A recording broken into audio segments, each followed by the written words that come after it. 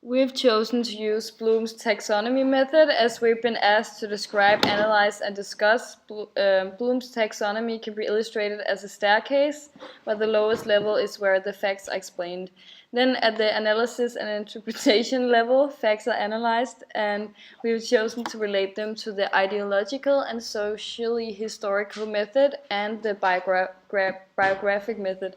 We found that these methods was relevant to this text as it can be interpreted as a socially and society critical story, where themes such as race and gender are playing a role. Furthermore, we found that the author's Chimamanda can be related to this story as well, so therefore we will include the biographic method. This will lead to result in the discussion, self-assessment, and perspective of the text. Here we can put the text into perspective for other texts. The story Americanah is a novel by the Nigerian writer Chimamanda Ngozi Adichie, which was published in 2013. The story concerns the Nigerian woman Ifemelu, who has immigrated to the US, where she has been living for 13 years. She has a blog which concerns race in America, which has become quite successful. And besides having a popular blog, she has gained a fellowship at the prestigious college Princeton. She has a healthy relationship with her boyfriend Blaine. However, as she begins to long after Nigeria and her ex-boyfriend Ubinze, she decides to quit her blog and ends her relationship with Blaine, as she decides to go back to Nigeria after she finishes her fellowship. In the story, she tells us about these thoughts as she is heading to a hair salon to get her hair braided. She has to travel all the way to Trenton to do so, as there are no salons near Princeton which can do black hair. She enters a new salon where an African woman, Aisha, will braid her hair.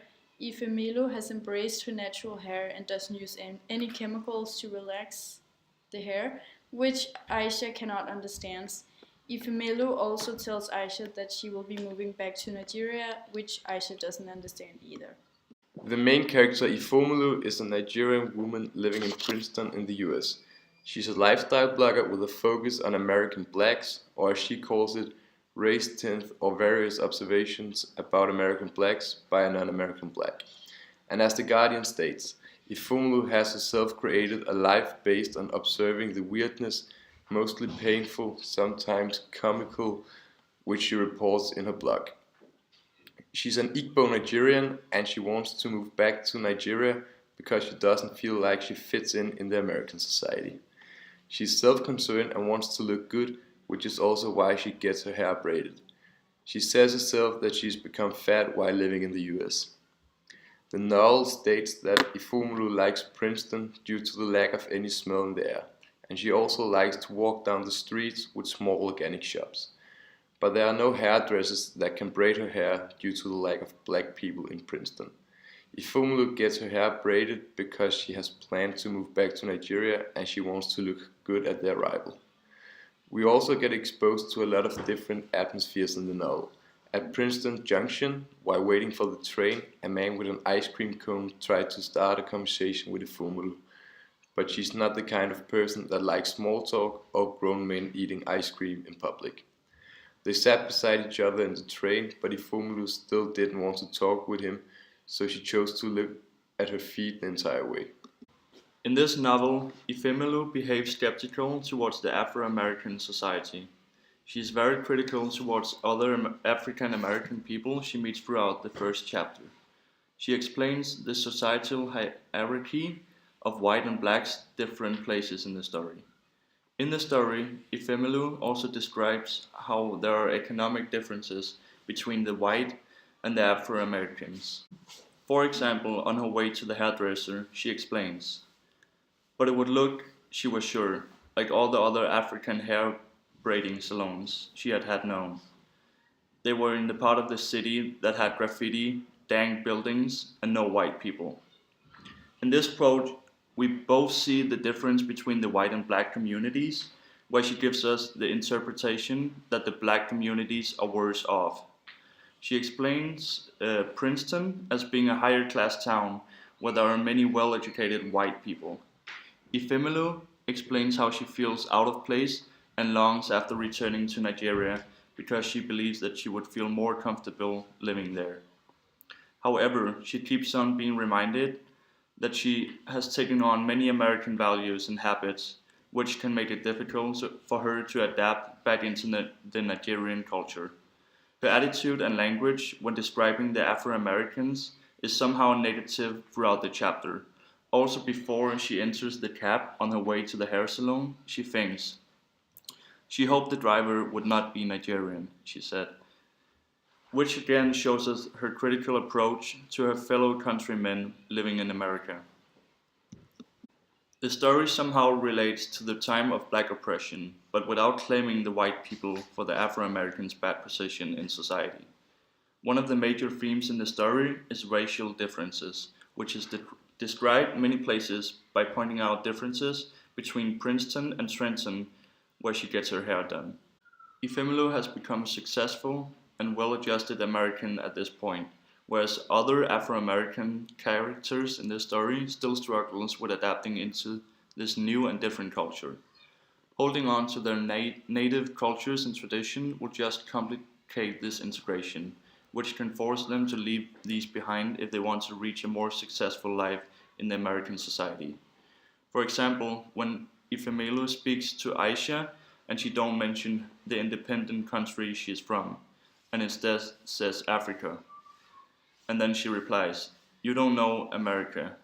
You say Senegal, and American people, they say, what is that?" This describes the conflicts with being African in America.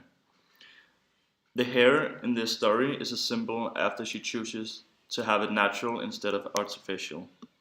Chimamanda seems to be writing the novel from the thoughts of her own mindset, hence why the use of the biographical method is a good use to interpret the novel. In the first chapter, a lot of the focus is in the hair salon, where the character Ifemelu is getting her hair braided by Aisha, who is from Senegal. The conversation in the hair salon and the thoughts of Ifemelu can be interpreted to being the thoughts of the writer Adichie.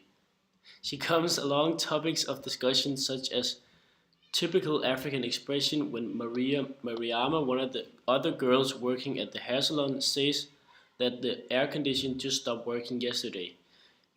In this case, the thoughts of Ifemelu is that this is a lie and that the air condition have been broken for a longer time. This is a typical view of how Chimamanda's own thoughts, mentality, and experiences are joining the novel in her writing.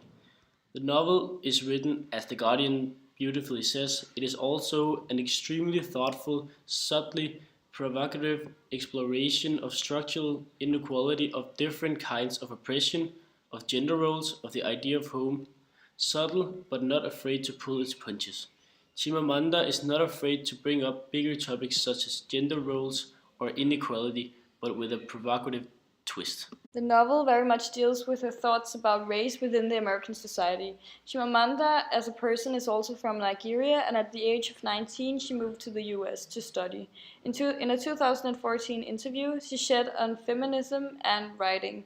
"I think of myself as a storyteller, but I would not mind at all if someone were to think of me as a feminist writer.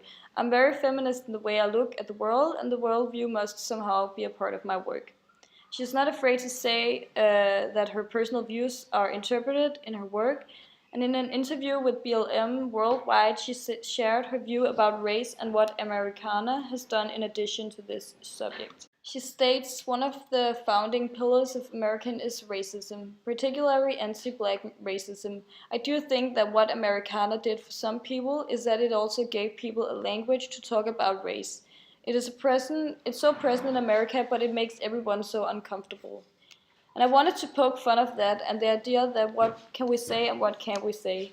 Race is America's original sin. When I grew up in Nigeria, I didn't think of myself as black. I didn't need to. When I came to the US, I realized I was seen not as an Igbo, but as black. Black meant something, and it wasn't necessarily a good thing.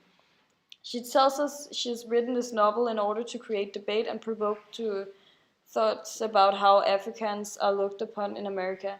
It's a personal topic to her, and she uses an example from her own life within the novel, as on page 18, where it is stated, "Why do you say Africa instead of just saying the country you mean?"